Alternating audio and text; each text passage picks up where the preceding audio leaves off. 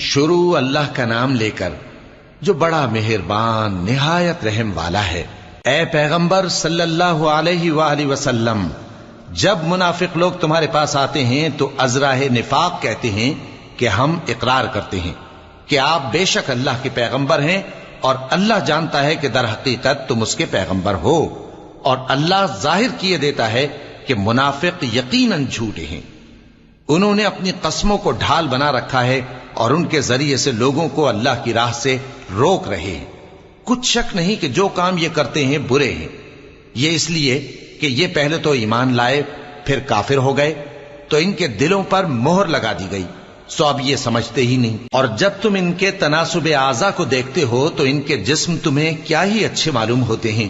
اور جب یہ گفتگو کرتے ہیں تو تم ان کی تقریر کو توجہ سے سنتے ہو، گویا لکڑیاں ہیں جو دیواروں سے لگائی گئی ہیں، بزدل ایسے کہ ہر زور کی آواز کو سمجھیں کہ ان پر بلا آئی۔ یہ تمہارے دشمن ہی ہیں، سو ان سے محتاط رہنا، اللہ ان کو ہلاک کرے، یہ کہاں بہ کے پھرتے ہیں۔ اور جب ان سے کہا جائے کہ آؤ رسول اللہ صلی اللہ علیہ وآلہ وسلم تمہارے لیے مغفرت مانگیں، تو سر ہلا دیتے ہیں، اور تم ان کو دیکھو کہ تکبر کرتے ہوئے رکے ہی رہتے ہیں۔ تم ان کے لیے مغفرت مانگو یا نہ مانگو، ان کے آگے برابر ہے، اللہ ان کو ہرگز نہ بخشے گا،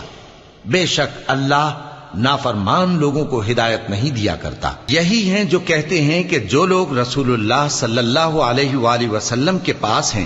ان پر کچھ خرچ نہ کرو یہاں تک کہ وہ خود بخود بھاگ جائیں، حالانکہ آسمانوں اور زمین کے خزانے اللہ ہی کے ہیں، لیکن منافق نہیں سمجھتے۔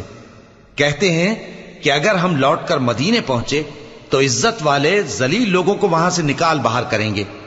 حالانکہ عزت اللہ کی ہے اور اس کے رسول صلی اللہ علیہ وآلہ وسلم کی اور مومنوں کی، لیکن منافق نہیں جانتے۔ مومنوں، تمہارا مال اور اولاد تم کو اللہ کی یاد سے غافل نہ کر دے،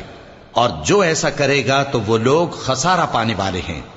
اور جو مال ہم نے تم کو دیا ہے اس میں سے اس وقت سے پیشتر خرچ کر لو کہ تم میں سے کسی کی موت آ جائے تو اس وقت کہنے لگے کہ اے میرے پروردگار، تو نے مجھے تھوڑی سی اور مہلت کیوں نہ دی تاکہ میں خیرات کر لیتا اور نیک لوگوں میں داخل ہو جاتا۔ اور جب کسی کی موت آ جاتی ہے تو اللہ اس کو ہرگز مہلت نہیں دیتا، اور جو کچھ تم کرتے ہو